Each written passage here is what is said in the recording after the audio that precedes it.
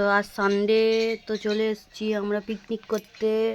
দেখো সব পিকনিক করতে বসে গেছি খেতে। পিকনিক মানে ঘরে পিকনিক করছি আমরা। পালং শাকের চচ্চড়ি, নিম পাতার তিতো খাওয়া হয়ে গেছে।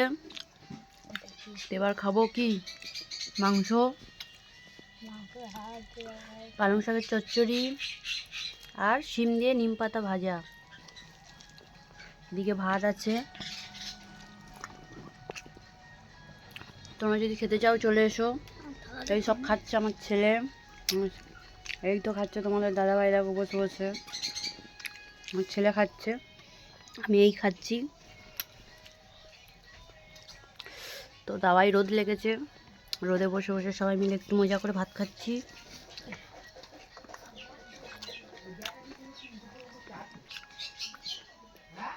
তরকারি দেবো, এটা ধরো, আমাকেও দাও। তরকারি নয় একটু নেবে না? খাওয়া হয়ে গেছে। কোনটা দেবো, মাংসটা?